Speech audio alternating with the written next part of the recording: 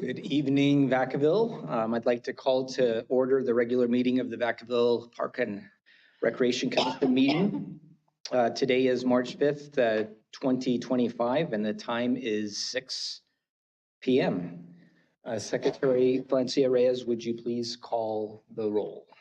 Commissioner Berman. Here. Commissioner Fraser. Commissioner McMahon. Here. Commissioner Shea. Here. Commissioner Vasquez. Vice Chair Gutierrez. Here. Chair Odds. Here. Thank you. Would everyone please rise and join me in the Pledge of Allegiance? I pledge allegiance To the flag of the United States of America and to the republic for which it stands, one nation, under God, indivisible, with liberty and justice for all.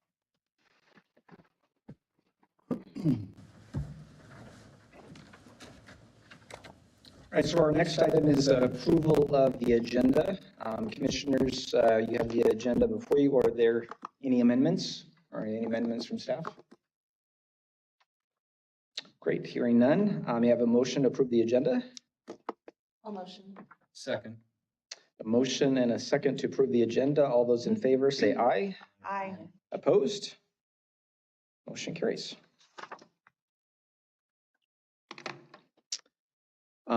Next on the agenda is approval of the minutes from the February 5th, 2025 regular meeting. Does anyone have any revisions to the minutes? Any corrections?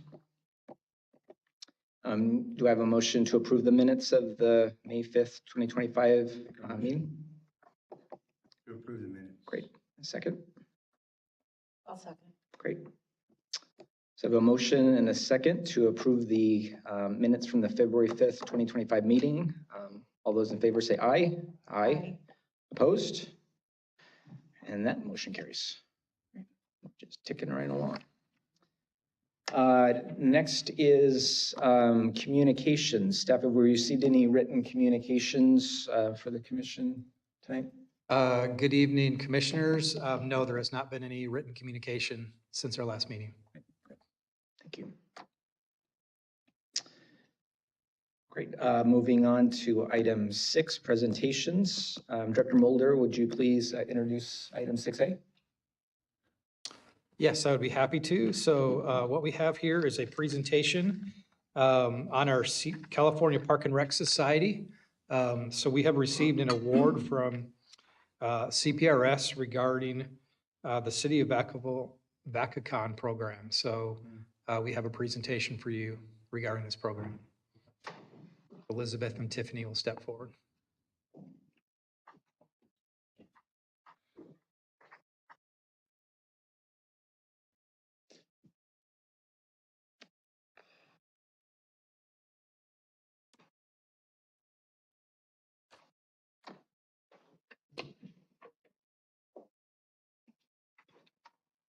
Good evening, Chair, Vice Chair, and Commissioners. We are here to present a little bit about our recent notification that we are a recipient of a CPRS Creating Community Award of Excellence. So a little bit about the organization and the award.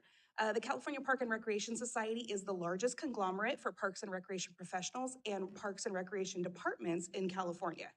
This award recognizes outstanding initiatives by agencies, departments, or districts in their effort to deliver the highest level of recreation and leisure programs and services that embody and embrace the values and mission of the profession and move the agency towards a stronger position or role within their communities. The application focuses on meeting community needs, innovative approaches, community collaboration, and measurements of success. It is very competitive as many cities throughout the state apply.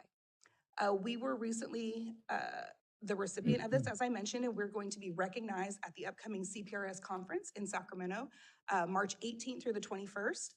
They will be showing the presentation in a video presentation format at the opening session, as well as the Best of the Best wall in the exhibitor hall and additional promotional materials. So a little bit about the event as a whole. I know most of you have been there. However, our inaugural event was in 2019. It was modeled after San Diego's Comic-Con with approximately 1,000 attendees in its first year. The focus was on supplementing the programming gap for teens and youth and young adults. In the 5 years since, participation has exponentially increased tenfold, prompting the need to expand to 2 days. And in 2024, we hosted our first 2-day event. The event hosts a cosplay contest, kids zone, exhibitors hall, artist alley, professional cosplayers, celebrity panelists, food trucks, on-site tattooing, and a lot more. In 2024, we had some new additions, including, I always pronounce this wrong, Itasha, I believe, car show, a sensory room, mini train rides, cosplay performances, exclusive VacaCon after party, a performance cafe, cosplay fandom meetups, interactive webpage, and larger name celebrities. And that was all just within the last year. Our community collaboration has been with cosplay groups, Solano County Public Library, the VPAT Theater, local vendors, sponsors, artists, community service organizations, and small businesses. Commissioners and council members have always helped us with our judging the cosplay contest, so thank you guys that have come out. In addition to that, our volunteers are really vital to the success of this event. Approximately 30 are needed for the event. In exchange for half day of their service, we do allow free entry to the event for the remainder of their day. So now we're going to give you a little bit of an exclusive preview and some information that has not been released to the public yet. But for VacaCon 2025, it will be on April 12th through the 13th. We do have some special celebrity guests. This is 4 of the 6. We have not finalized contracts for the other 2 yet. However, we are very excited to announce Jason Mewes. Jason Mewes is very well known in the community with his films, the Clerks series, Clerks 1, 2, and 3, Mallrats, Chasing Amy, Dogma, and he is best known as Jay in the Jay and Silent Bob series. Additionally, we have Keith Coogan, who was in the classic Disney movie Fox and the Hound, Adventures in Babysitting, and Don't Tell Mom the Babysitter's Dead. We also have John Morris, who is coming as a special guest from Anchor Tattoo, and he has done a series of Disney movies. He is actually known as Andy in the Toy Story series. In addition to that, he was also the Santa boy in The Nightmare Before Christmas. And last but not least, as far as those that we can reveal tonight, is Jessica DeCiccio, and she is a voice actress who has been in a number of animated series. She's been in Adventure Time, Gravity Falls, basically anything and everything. She was in Elemental. She was the mom in Super Mario Brothers, the movie. And so she has a list longer than we can name here tonight with what she has presented in. So that's a little bit about the celebs. Obviously, we're really excited. It's going to be a 2-day event again this year, and we're hoping that we'll see some of you out there. Fantastic. Are there any questions? Any questions? Commissioner Shea. I'm so excited. I can't wait to take all the boys. I can't wait to meet Jay from Jay and Silent Bob. How do you guys decide? Do you just start Googling when you're looking who to bring in as a celebrity guest? Is there kind of, like a hot sheet for something like that for cons? Yes, Yeah. it's kind of this whole formula that we really kind of put together as far as we obviously ask con goers kind of what some of their interest would be as far as special guests. We look into kind of who's kind of on that con scene, so we know that they are already open and willing to attend cons. And then we kind of reach out as far as reaching out to their agents and kind of determining, if they're available, if, they're within our price range, and, what their interest level is to attend the con. Awesome. Thank you. I will also add that we really try and make sure that we have a nice wide range of folks too. So it's not just all voice actors or all folks who've maybe been in some older films that our younger teens and tweens might not recognize. We want to make sure that we're kind of appealing to a wide range of genres and generations. Might feel a little targeted by that older generation. Right there. I don't take recognize it many of those personally. movies that you mentioned on there. So we have a budget for the special guests, but if we increase that budget, we could get more and bigger special guests, I'm guessing. Correct, yes. And that could bring more attendance and make it a bigger event. So that's probably one of the ways that you would say you grow that event. Absolutely. Do we have capacity to grow that event? To an extent.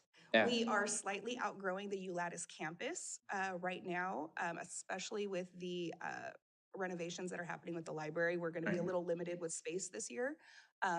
However, we can absolutely grow the event, whether that means 3 days or whether that means longer hours or, I mean, there's variations of alterations that we can make for the event. And the genesis was the San Diego Vacacon, or what was who came up with the idea? What was the genesis to? So I'm just curious. I will actually allow Elizabeth to answer that, as she was the originator of this event. Yeah, that doesn't surprise me. Like the grandma of VacaCon. So the initial effort to create VacaCon came from an idea that staff had, looking at a bigger event like Comic-Con in San Diego, and figuring out how to put one at the local level. What we were finding and what people who live in Vacaville were struggling with is there was nothing in this area of that nature. So people had to travel to either Sacramento or, which Sac Anime is a really huge one that's held several times a year downtown at the Sacramento Convention Center, or to the Bay Area. And so we wanted to create something that was unique to Vacaville and in our own backyard, so folks didn't have to constantly be on the road. And traditionally, there's been more of a season for con events, and it's usually the beginning of the year. And when you're doing research, you'll find that there's kind of back-to-back weekends. Now I would say, fast forward 5 or 6, 7, 8 years later, they're held year-round, so they've become very popular. But essentially what we did was I brought in several people who were knowledgeable in the elements of the con world that I was not knowledgeable on. So people who were in cosplay, who knew what the event needed to look like.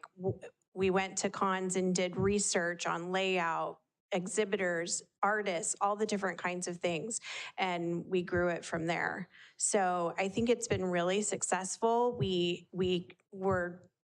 It was great the first year with what we had, and staff have just taken the ball and run with it. And now it's just amazing and what it's morphed into. And you're learning every year too about what other things you can do to. Well, yeah, I think part of it is keeping up on trends too, right? So seeing what's popular, what they're doing at the bigger con events, continuing to stay in tune with what's happening at Sac Anime, what are the things that are popular still in our own backyard. We don't necessarily want to lose that small town feel of this event either. So trying to continue to also bring folks who have either a Northern California feel or even Solano County, whether that's authors, actors, guest speakers, so still trying to have that connection close to home. Wonderful. Well, congratulations on you haven't been awarded yet. I guess you're officially awarded here at the end of the month at the conference, but congratulations. And that's not only great for the city, but it's on the tails of the award that the city received at the California League of Cities conference here just recently. So we're an award-winning city, I think is what we can say. So great. Any other questions? Great. Thank you. All right.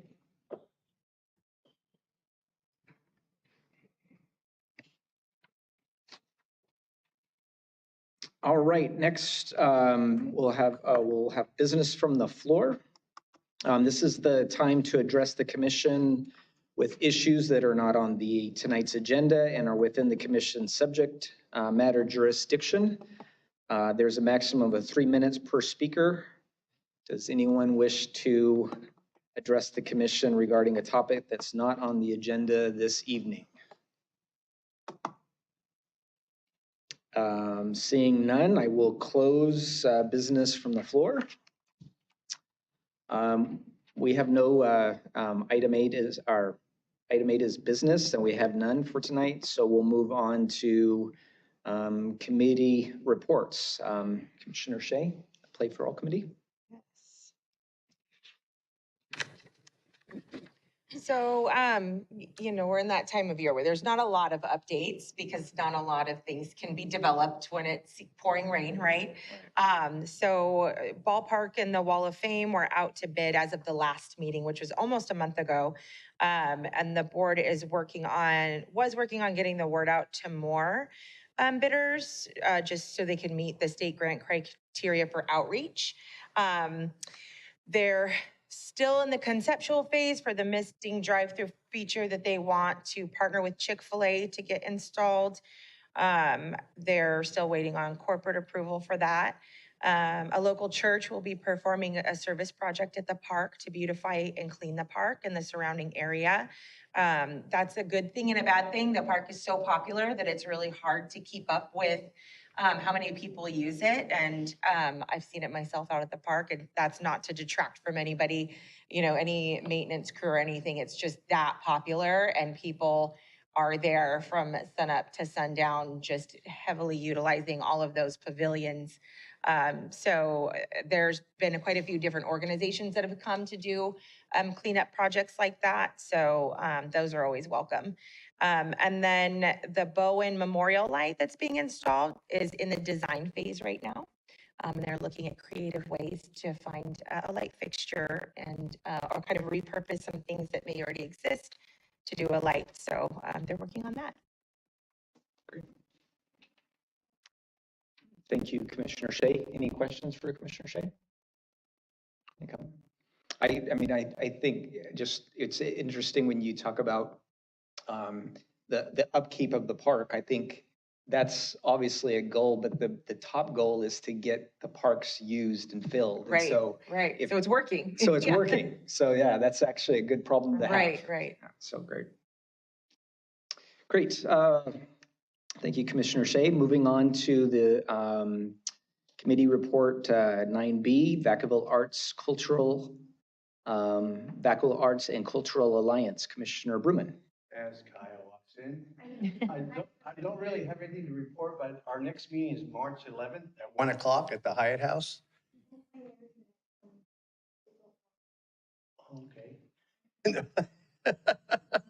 But other than that, unless Melanie has something to add to it. I don't, just that upcoming meeting that you Okay. already mentioned. Thank you. Great. Thank you, Commissioner Bruman.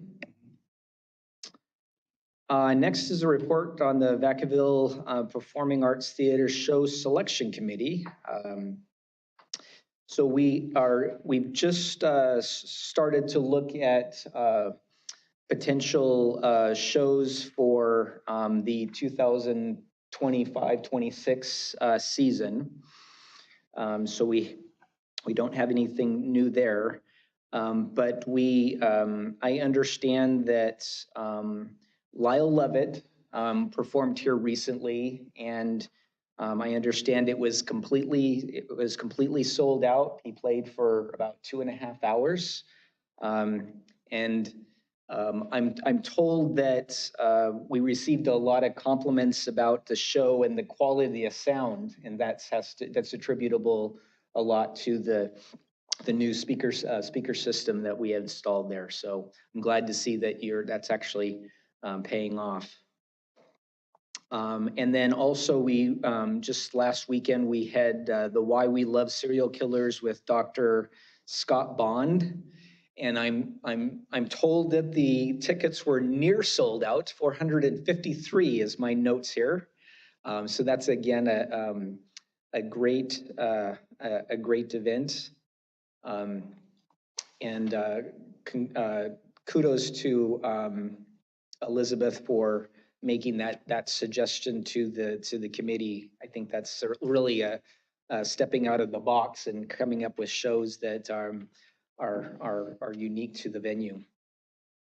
And then the one event I did want to highlight too that is coming up that I'm trying to get my wife to allow me to join me and get some tickets is the Preservation Hall Jazz Band, which is scheduled for Thursday, April 10th at 8 p.m. And so that's some some New Orleans jazz, and they look great. So, so that's that's the update for the show selection committee. But I would encourage everyone and members of the community to really go to the Vacaville Performing Arts website and really take a look at all of the shows that they have scheduled for the upcoming few months, and it's even much more extensive beyond just the ones that I've reported out here today. And there is a spot where you can subscribe to their mailing list, and you can get regular updates on what's going on. And so you don't have to actually always go to the website. They can come to you. And of course, you can follow them on Facebook and Instagram.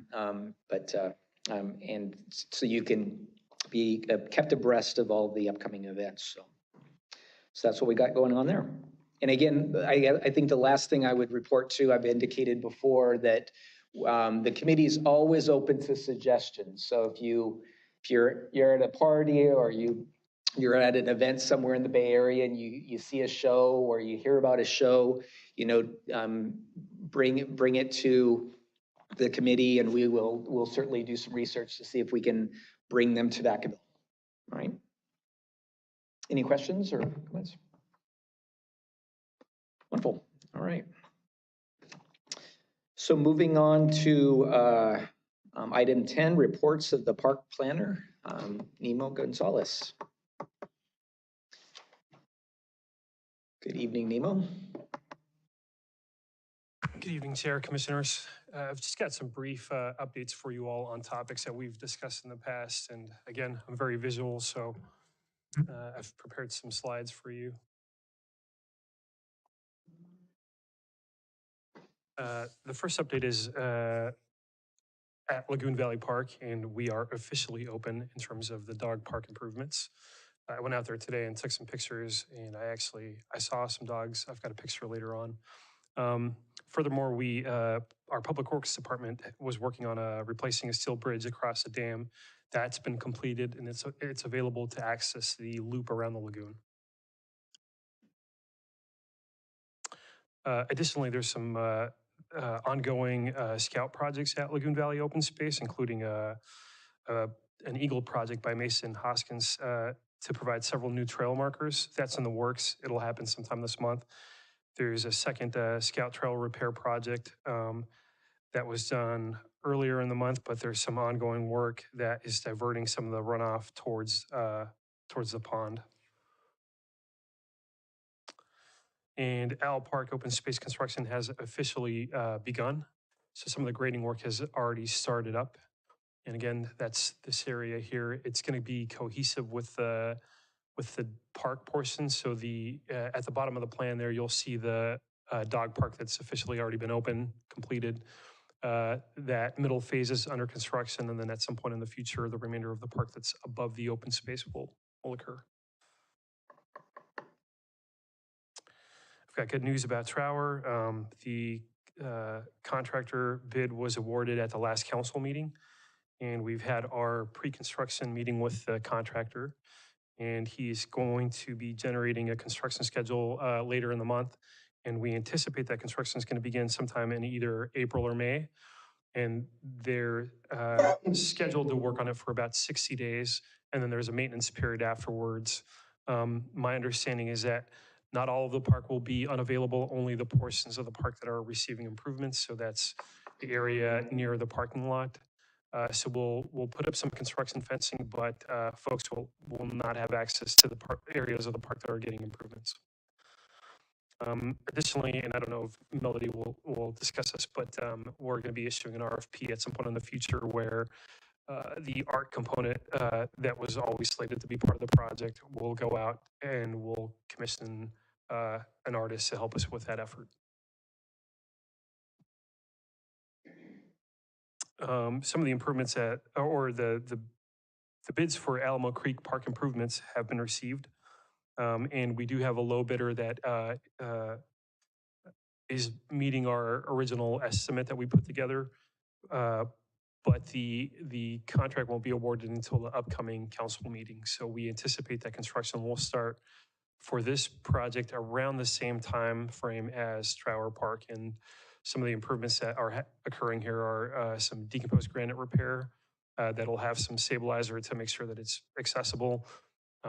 We're demolishing this sort of small little basketball court there, and we're replacing it with a full-size court. It's a reduced court, more like an elementary school size full court, but it's bigger than what's out there now. We're receiving some game tables, including ping pong, and the other thing that we're doing is we're replacing all of the site furnishings. A lot of them are older, and so everything will be replaced, all of the tables, all of the benches. That concludes my update for tonight. And this is my friend that I made out there, Callie. I had taken pictures, nobody was at the dog park, and then as I'm pulling away, I see this guy pulling in with a German Shepherd, and I had one for 15 years, so I pulled back in the parking lot and I took a picture of Matt Kelly, gave her some pets. Can you call it a dog park, a picture of a dog park if there's no dogs in the park? Without a dog, right? Yeah, I'm here for any questions you may have. Great. Thank you, Nemo. Any questions for Nemo? Great. Thank you, Nemo. Moving right along to item 8A, reports of the recreation manager.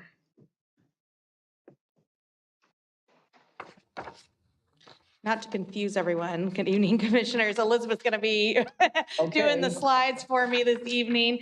And confused. yeah, I saw a few looks like, what's happening?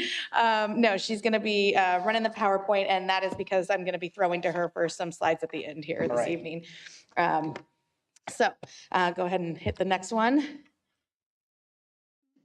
All right, so first up, last Saturday we had our Recreation Expo. I know you all are familiar with this event. This is our annual registration fair that we host before the start of our summer camps. This year we did something a little bit new, both online and in person, starting at 8 a.m. That was a bit hit or miss. We had some great success in the line being much shorter. People weren't waiting for hours and hours on end, which has always been a big complaint, which is what we were trying to combat with this. Unfortunately, it did create some filling up of the camps very quickly, which was frustrating to those who were there in person. So we're reevaluating and kind of going back, going to do some, take in the feedback and kind of look at how we can make improvements for next year to kind of combat some of the challenges, but still keep some of the benefits as much as we can. So we did have 35 families utilize the payment plan that day. We took in $358,000 in revenue, and we have some full sessions in both Camp Splash and Camp Adobe. And I heard even this morning we were filling up in some of our Camp Kindness. So those camps are popular and they're filling up. So folks will have their kids entertained this summer, engaged, and out there having fun instead of on screens. So that's always good. Next slide. We also hosted our summer staff hiring fair. This was something that we started a few years ago as we were challenged with getting more staff kind of coming out of the pandemic. And this year was a huge success. We ended up hiring 31 folks. Live scanned them right at the event. We had 5 that had already cleared for hire, and the numbers keep coming in. We were so popular, we had to unfortunately kind of schedule people outside of the fair because we just couldn't take them all in that day. We did group interviews, and so great problem to have. We're excited to have a great team this year going into summer. And then I just wanted to showcase a little bit. We had a highlight at our Cambridge TGIF. They did a career month, and this was really fun. They engaged a lot of the parents and some community members. You see here folks from Recology and from Travis Air Force Base talking with the kids about their professions. And so this was just a great, fun way to get kids excited about what their future could potentially hold, and for the parents to get a little bit engaged with the after-school program that we have there. So it was really fun. Wanted to just take a moment to highlight and share the great time that was had by all. And next slide. And then we've got some new stage flooring at VPAT. As you know, Elizabeth is our liaison for VPAT, so I'm gonna let her talk about this. I know this has been long awaited. Take it away, Elizabeth. Oh gosh, we are so excited for this new flooring. If you take a look at the before and after pictures, we didn't even realize how bad the floor had gotten. So traditionally what has happened with the stage floor is that every year VPAT VPAT staff spend time and money on repainting it so that it's freshened up. This new floor is designed so that we won't have to do that. It's designed for durability and longevity, and it should last us a solid 10 years before we even have to think about doing anything with it. And so this was really a great investment for us because, as you guys know, VPAT is super busy. The stage is used in every single production, so there's a ton of wear and tear on it, and we really just needed something that was a little more modernized and durable to keep up with the pace at which we're running productions out of there.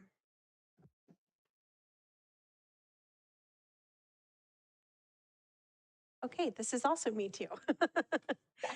Okay, so one of the things that we wanted to kind of share out with you guys was just an update on the sportsmanship rating system that I think you've heard a lot about. It was a system that our youth sports program started last year, and it was kind of a pilot program to help kind of provide a reward system for participants and families and basically anyone involved in our sports programs to give them some incentive to focus more on positive behaviors than negative behaviors. So we started it last spring with our youth basketball program, and we've seen some success with it throughout the year. I will say that this picture right here, I think, is from our coaching seminar that we had last fall, which I think has really helped build the foundation for the sportsmanship rating system to be carried out. So basically what the system is after each, I'm going to call it a contest, but it's essentially a game. After each contest, the officials, the staff, and the opposing coaches all apply a rating between 1 and 5 for the teams that participated in the contest or game. 5 is the highest rating, 1 is the lowest rating. And the teams must maintain a rating of at least 4 and 5 to make the playoffs. So playoffs is the big incentive / reward at the end of the season. And then out of the sportsmanship rating system, there comes additional kind of fun things like theme days, and we've had an all-star Saturday. So trying to throw some additional incentives in there as well. The sportsmanship rating system is not without its checks and balances system. So when incidents happen, they are referred to the sports staff to do an investigation. We are really striving to provide fair and equitable results when we're doing these investigations. So they are pretty time consuming because a lot of times we do have to go talk to many people involved. We don't want to make arbitrary decisions, based on one perspective. So the coordinator, the sports coordinator typically investigates and reviews and then assesses the situation. She talks to everybody who's involved. And then if need be, cases can be escalated to higher authority if necessary. And then if there is poor sportsmanship that happens and teams are receiving a rating, say between 3, 2, or 1, the penalties will range anywhere between warnings to ejections, depending on the severity of the situation, reoccurrence. Ideally, we're wanting people to kind of learn from their mistakes and not make those same ones again. And then also the response from the parties involved. So if we're conducting conversations with families or we're kind of having those course correction meetings with coaches, staff, families, parents, et cetera, how are they receiving the information? How are they digesting it? Are they willing to work ahead? Are they taking responsibility? Part of the sportsmanship rating system is about accountability, and it's taking the whole village to make sure that these kids are making it to their playoffs and getting their incentives. So in going into kind of what I was talking about with 5 being the highest and 1 being the lowest, just some examples of what outstanding sportsmanship might look like. That's coaches and players and spectators participating within the established rules of the contest, no trash talking, no name calling, no foul language. Spectators are very encouraging and supportive of the teams equally, both their own and the opposing team, and then also refrain from coaching the athletes. We're really trying to encourage parents from sideline coaching. Let's leave the coaching to the coaches. And then, of course, game officials have and staff have zero problems or issues with parent participation. So that's ideally what a 5 would look like. A 4 would be coaches, players, and spectators participating with expected sportsmanship, but may occasionally voicing concerns or challenging officials on calls. Sportsmanship and understanding of the rules are at an acceptable level, but could be improved. And then maybe the game officials are having minor issues. So kind of having to course correct parents or remind them, hey, you know, we're here, et cetera, et cetera. Level 3 would be where coaches, players, and spectators are participating without any incident, but could still be displaying some poor sportsmanship. So that might be like samples of the sideline coaching, or you might hear some kind of negative feedback if there's an occurrence, you know, between two players on the I'll say the field or the court. Spectators really have an influence over the team's ratings. So this is also where we see sometimes where the sidelining can come in and have an impact. And then game officials and staff may have repeated issues. This would warrant possibly giving a 3. And then an example is when if someone receives a technical foul during a game, that would result in a 3. A level 2 would be that there is a consistent display of poor sportsmanship, even after being provided warnings by the officials and staff. Spectators who may have influenced their team's sportsmanship, maybe some egging on or, you know, not checking comments and behavior. And then if someone receives 2 technical fouls in a game, which is hard to believe at the, you know, the littles level, but it does happen. And then a forfeit, if a team forfeits, it also warrants a 2.0 sportsmanship rating. So that's just not even showing up. And then finally a 1, which ideally I don't think we have hardly any ones, but coaches and players and spectators are ejected. So this would be in a pretty egregious incident that may have happened on the court or the field. And this would typically happen, I want to say probably at the parent or the coach level, not necessarily at the player level. And then there's also a display of consistent poor sportsmanship throughout the contest. So that just gives you an idea of kind of the rating ladder for how staff and officials are kind of contributing to these ratings. So over the course of the year, we've learned quite a bit in terms of what's worked and what hasn't, and it is still a fluid system that we're working to fine tune. And so some of the pros, our overall culture in sports has improved. I will say we have definitely seen it's really cool to go to the courts or the fields and see kind of this united effort for teams to display great behavior for both towards their own team members, but also towards the other team. And that's not something you often see. And then parents really, you know, are out there clapping for everybody who's out on the teams, regardless of which side they're on. It does encourage accountability for everyone. So we really appreciate that that's a factor in the system because it really does, again, take the village. We've introduced, like I mentioned, innovative elements like the All-Star Saturday, theme days, and then the idea of playoffs. It does promote teamwork. That includes the parents. And so we're appreciative of that. And then it also has actually inspired other local leagues to start implementing some of the similar components. So I was just actually at a meeting earlier today where one of our leagues was mentioning that they're putting in kind of a point system that's they kind of have modified from our idea. So it's pretty cool to see see it catching on. I think there might be something there.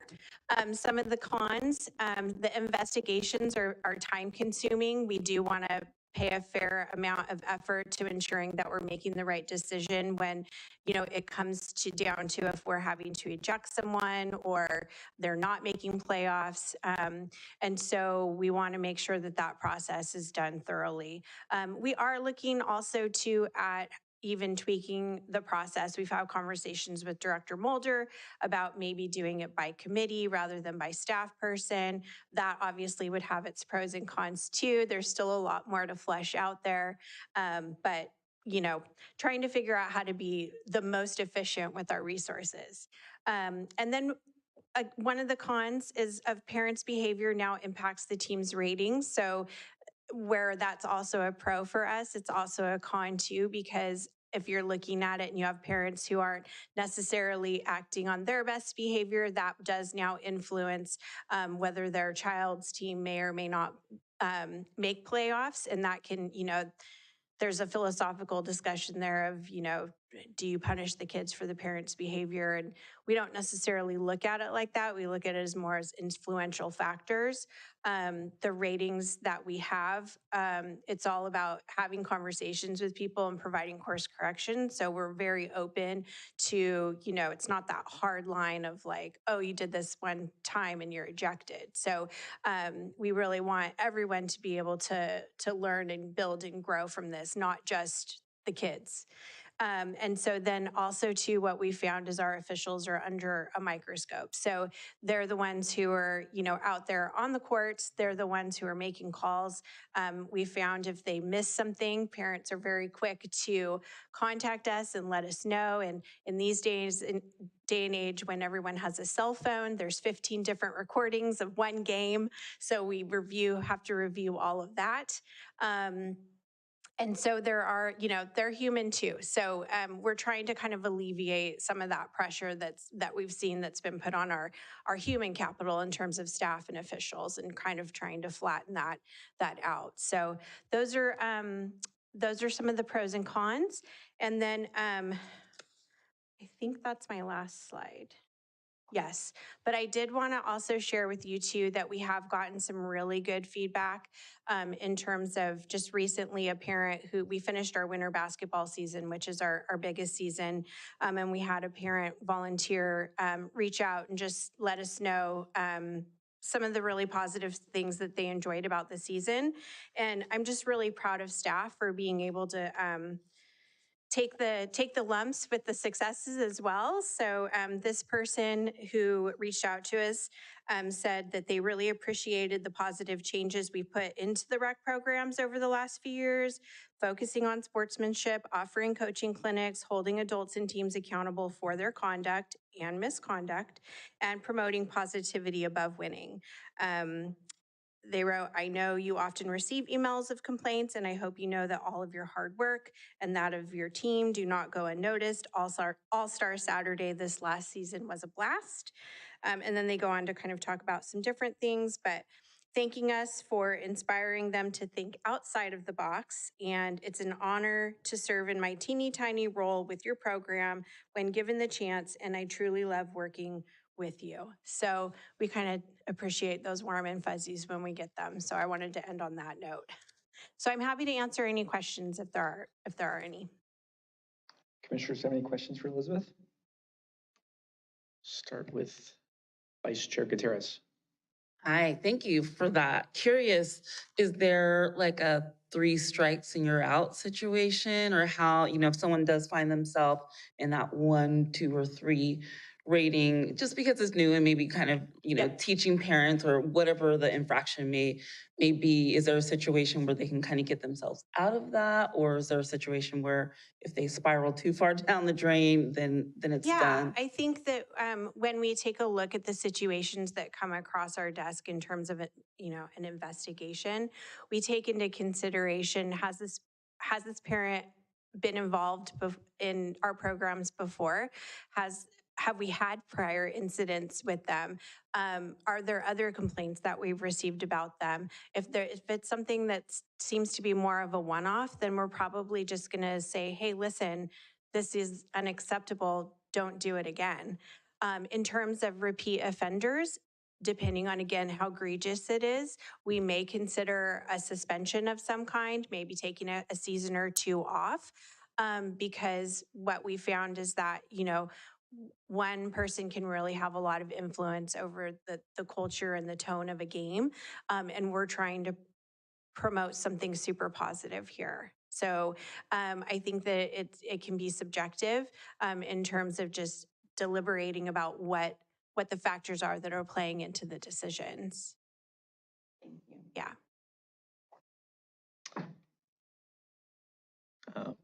Commissioner Shea.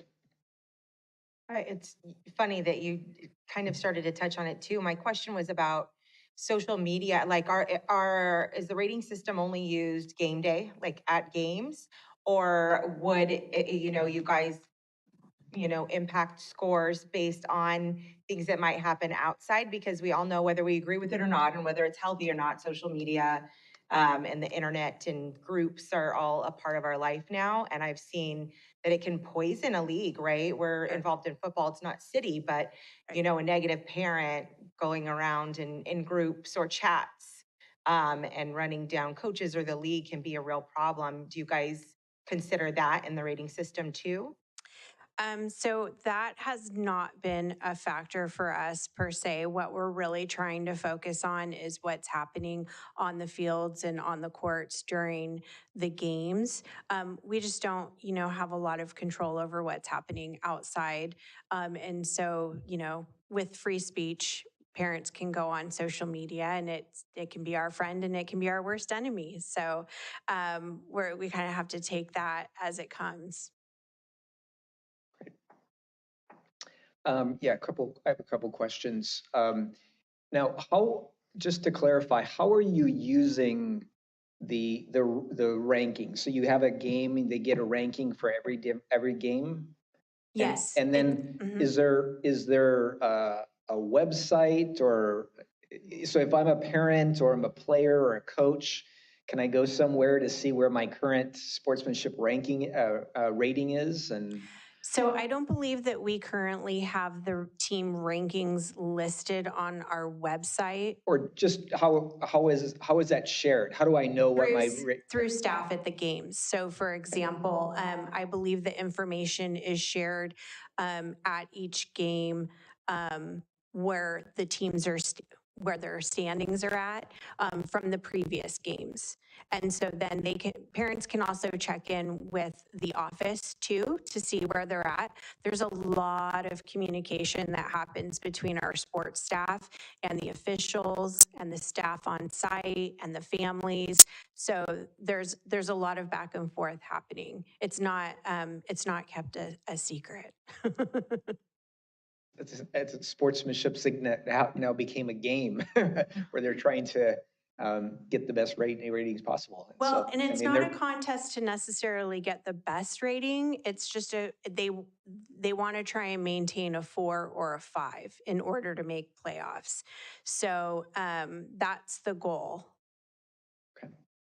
And then my other question, as we were talking, and I know we've talked about this before, but I can't recall, was this program, did we innovate this, or was it borrowed, or is it from another park district or So department? This is actually the brainchild of Vicki Williams-Jones, our sports coordinator. Right. She was new to the sports position after Jen got promoted a few years ago, and just having gone through the cycle of sports programs, you kind of see the same issues reoccurring, which is just the nature of the beast, and then trying to figure out how do we combat that?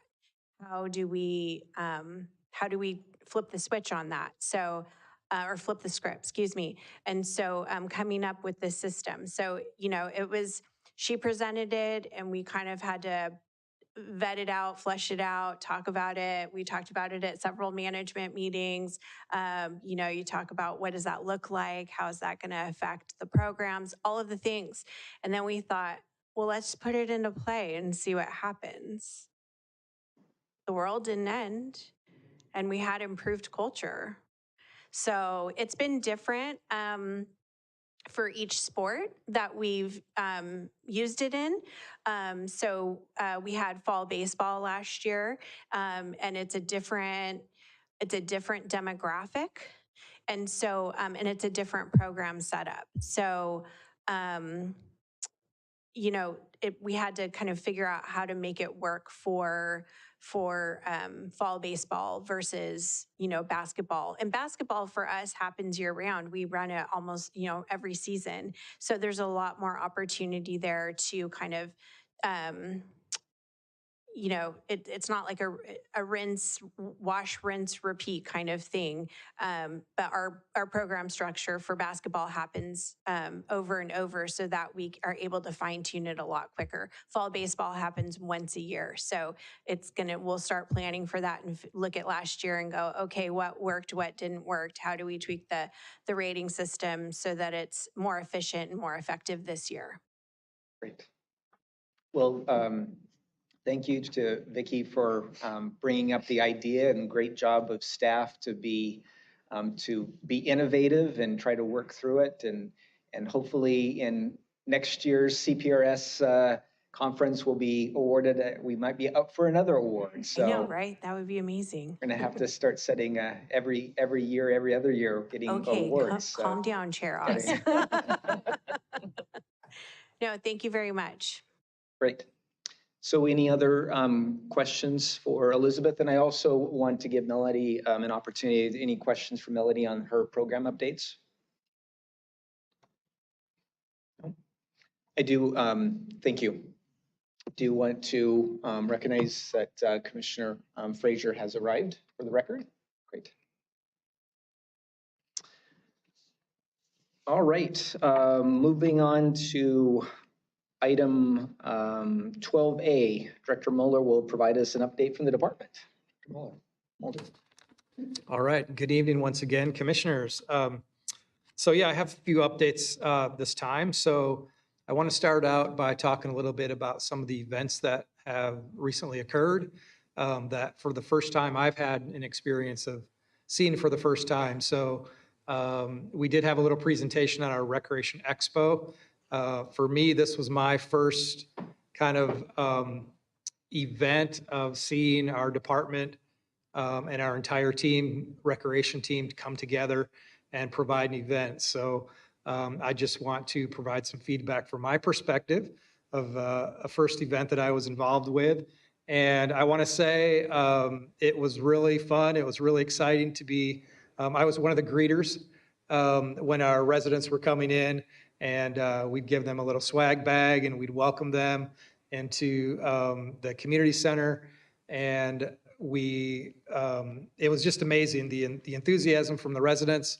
You could tell a lot of them are residents that are coming back year after year and really excited about our summer programming. I had the opportunity of speaking with a lot of our contract instructors that provide programming as well. Which was exciting for me to learn a little bit more of that information. So just a wonderful event. And for me, one of the greatest thing is just seeing our team in action, the support that they give one another, coming in and coming together after the event's over, the cleanup, all of that. Just, it was a lot of fun. So it was just great to be a part of it. Another event that was mentioned at our last commission meeting but had not occurred yet was our Girls and Women in Sports event, which was on March 8th. And that was also an event that I was able to attend. And that was, again, a fantastic event, very inspiring. I had wished that my little 6-year-old daughter could have been there to participate as well.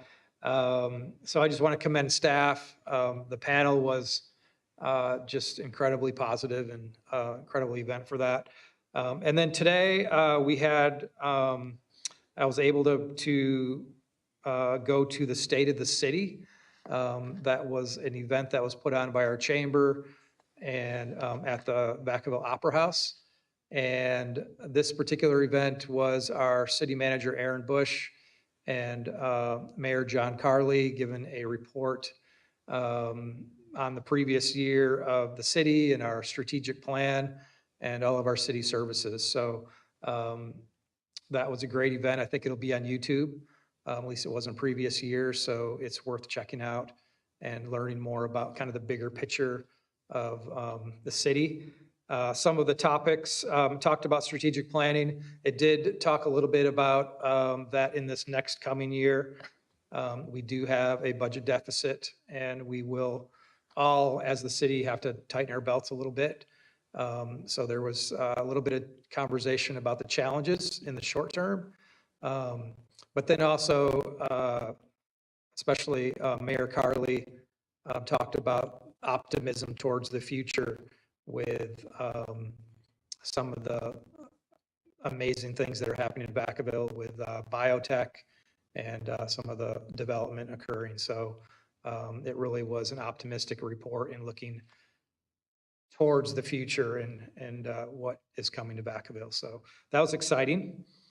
Some other things, personnel related. So we have a new management analyst. His name is Scott Wagner, and he will be starting on Monday. So we're really excited to bring on a new management analyst.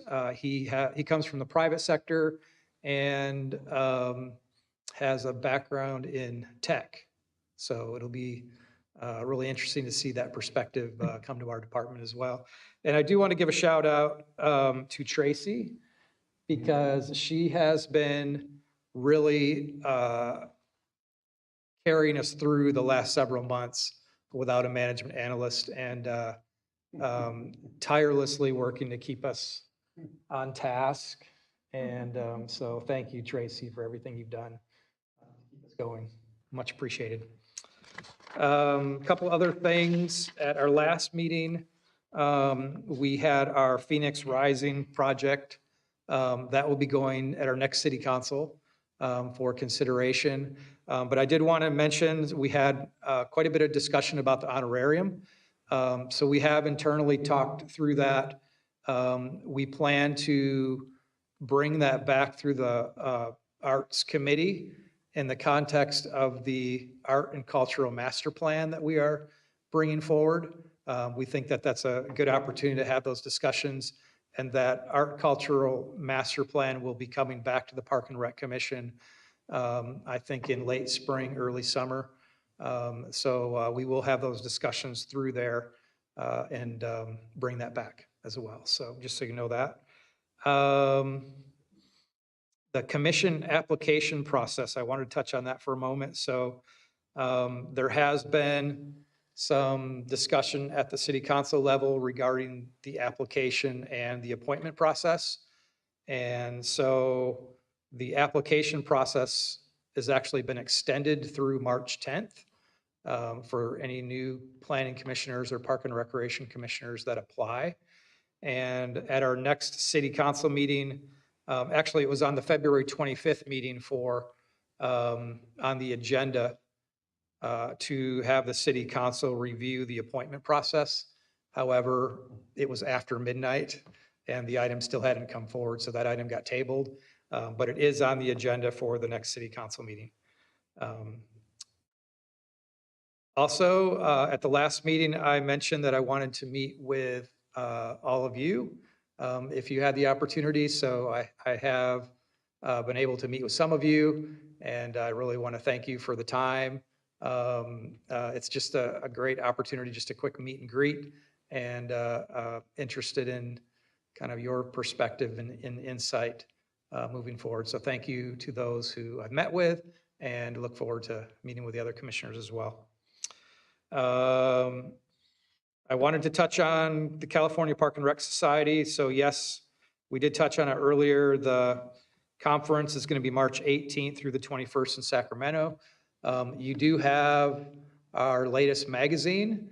And I will just give a little shout out to the City of Vacaville on page 16 under the spotlight. After I took the position here, Joanna Leal reached out to me and said, oh, we're presenting your information to the CPRS to see if they'll put it in the magazine. So sure enough, On page 69, I think it is, there's a little spotlight as myself as the new director. So I'm really excited to be representing Vacaville. So I think with that, that's the items that I had to report.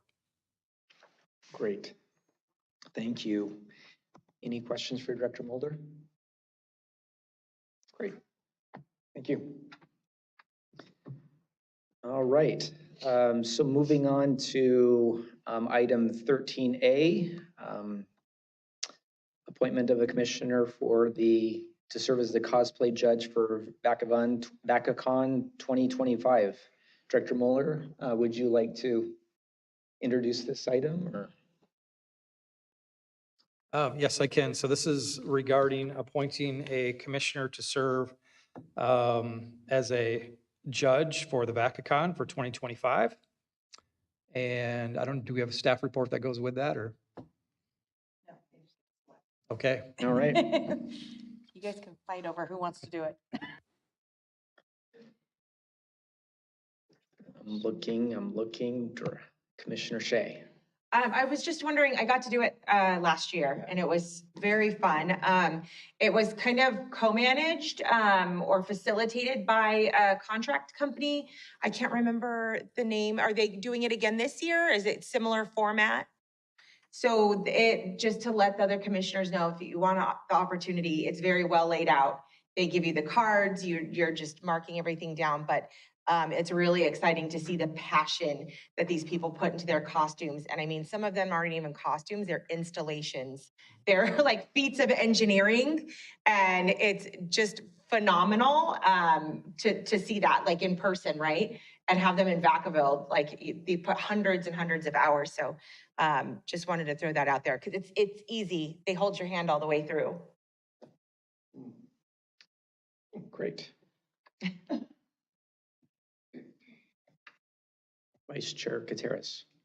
I will be out of town that day, so you guys can fight it out. This is absolutely one of the events that I'd love to participate in. I haven't yet, but unfortunately, I will be in LA that weekend. Do we know the time commitment? Yes, that's a good question. What's the time commitment? It's April 12th, which is a Saturday.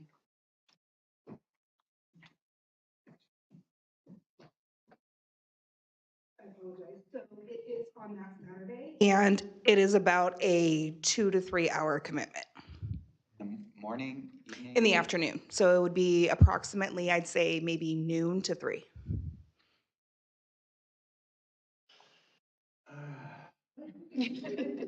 I have time to do it, nobody else wants to do it. I was interested in attending the event, so I could also judge as well. So, Commissioner Frazier. I have a coach, so I coach that day, so I won't be able to make it. Yeah. So, Playing pickleball?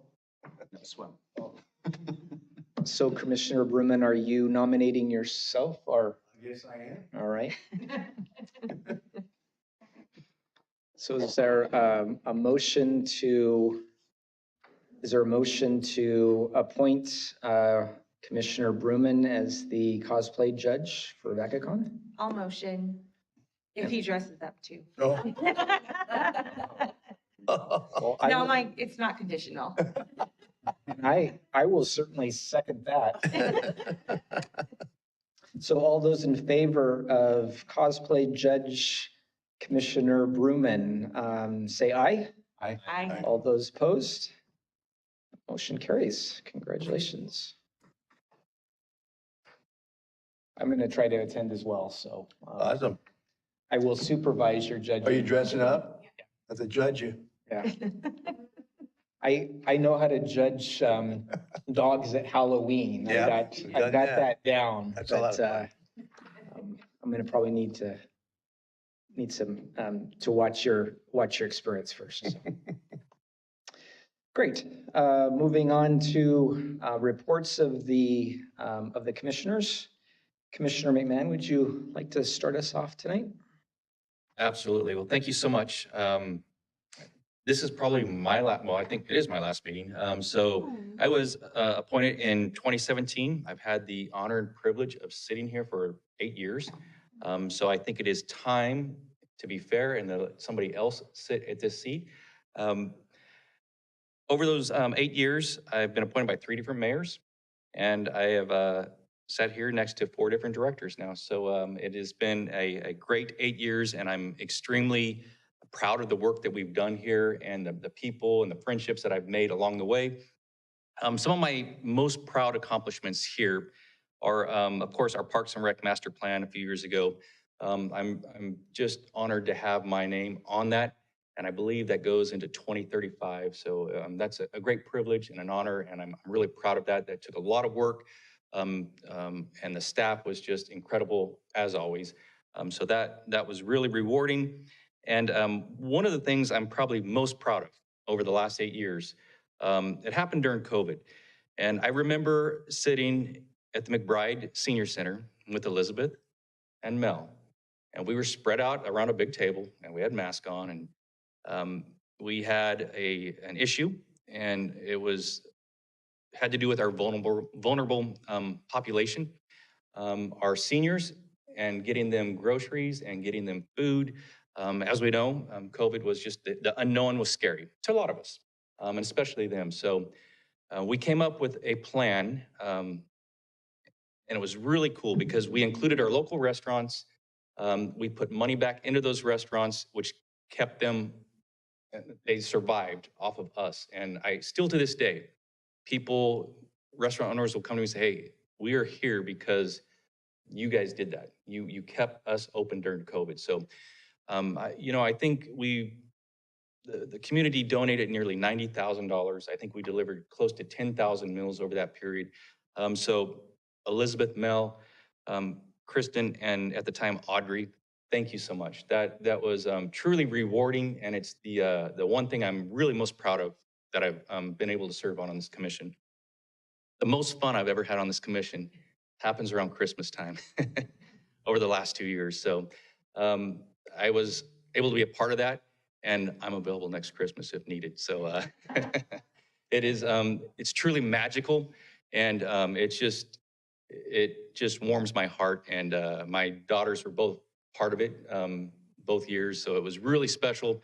And I'm just thank you so much for that opportunity. It was really incredible. So I appreciate it. To my fellow commissioners and our future commissioners, I would just say this: please stay true to the oath that you take. This dais is not a platform for personal agendas. It is for city business. Whatever's on the agenda, please stick with that. I would challenge each one of you to challenge each other.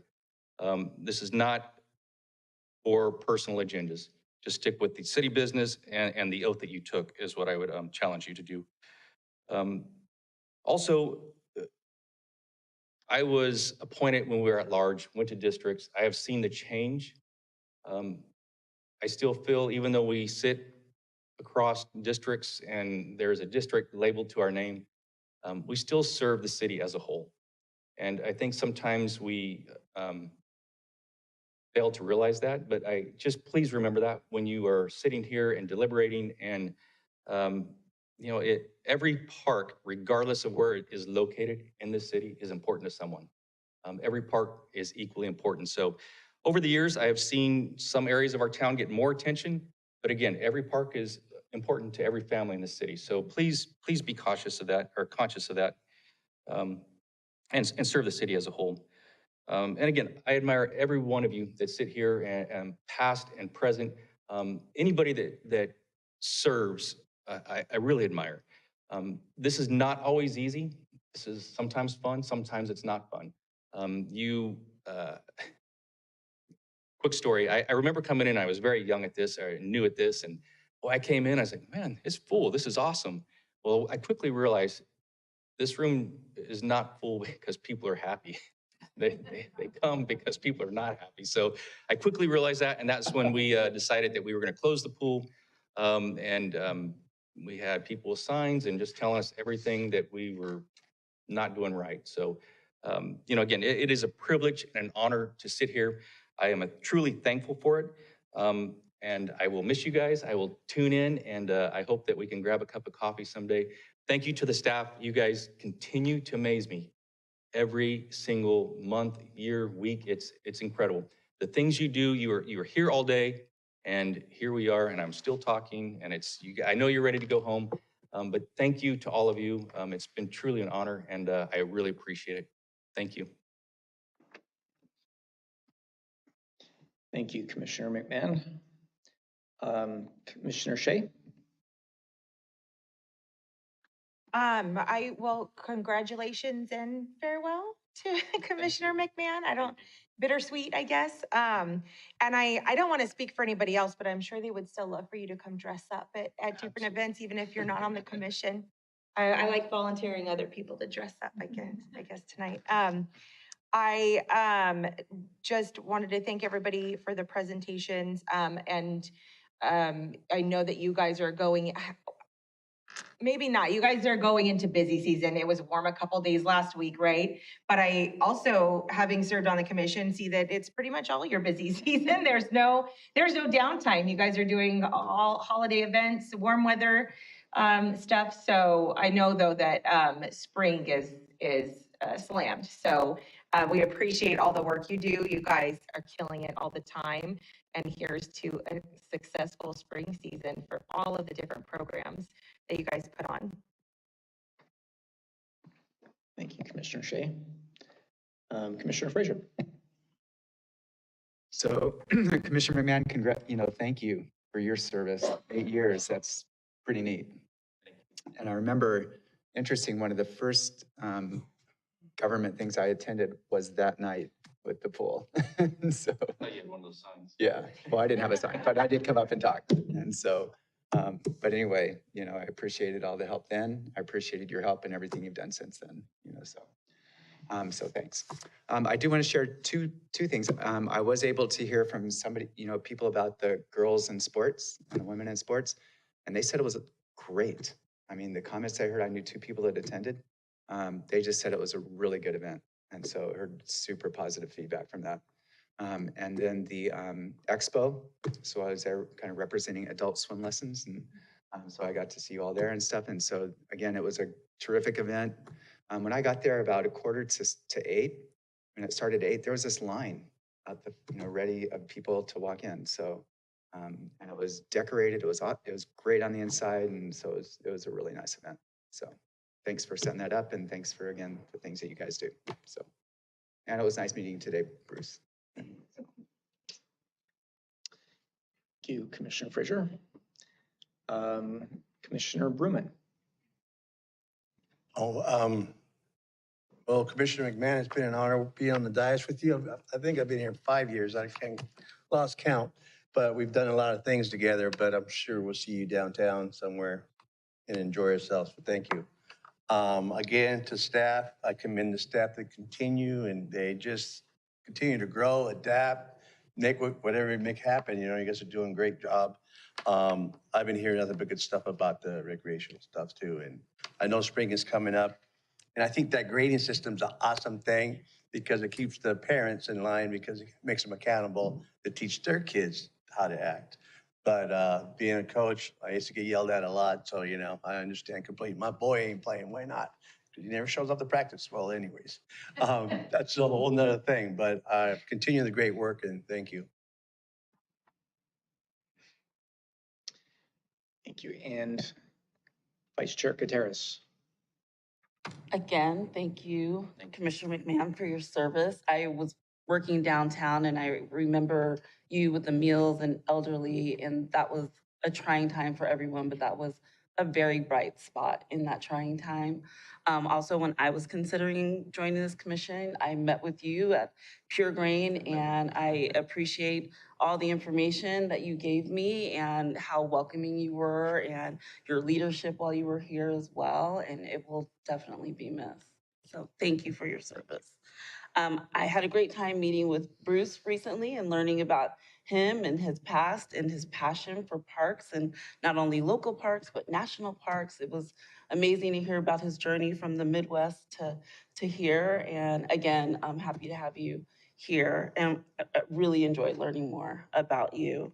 What else did I want to talk about? I also heard a lot of great feedback about the women in sports event. I am so upset that I was not able to make that, but I continue to hear good things about that, and not just about the event, but the people who spoke and the kids who were encouraged about what they heard there. So that's amazing. I mean, you guys keep bringing new and different, things to the community, and it's so needed and appreciated. And you guys are so creative with the just different layers that you continue to bring to us. So thank you. Quick reminder, Loop the Lagoon is happening April 27th. So I know the city will be out there. I will be out there as well. Hopefully it will be not raining that day, but it's a great day where the entire community, not entire, but a good chunk of the community comes out and enjoys the park. So definitely looking forward to that and hope to see you guys out there.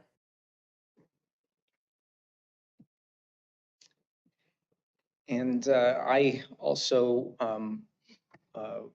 had an opportunity to sit down and talk with Director Mulder.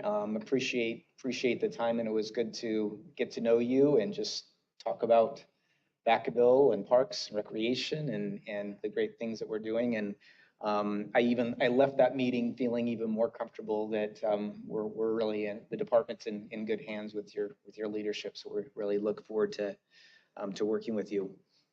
I also just really quickly wanted to give a shout out to Commissioner Vasquez, who is home under the weather, and I hope that she gets better. But lastly, just Commissioner McMahon, I just wanted to, it's been, I would appreciate your service. It's been an honor serving with you.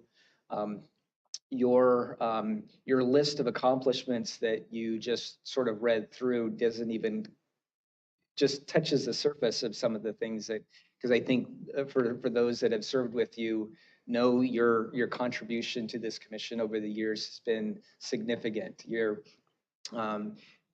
During all the presentations and information items and parks that come before us as we're designing them, you really have an eye for the right questions and the right direction of this commission. And so that will certainly be missed, and we'll try to carry that on as we go forward. And it's always apparent that you're very engaged with the community as well. You're always very tapped in. So we know that you might be stepping down from this commission, but you still, I'm pretty confident you'll still be a very active member of this community going forward. So again, thank you for your service. With that being that there's no further business, I'll adjourn to the next regular meeting on Wednesday, April 2nd, 2025 at 6 p.m. Thank you, everyone, and good night, Vacaville.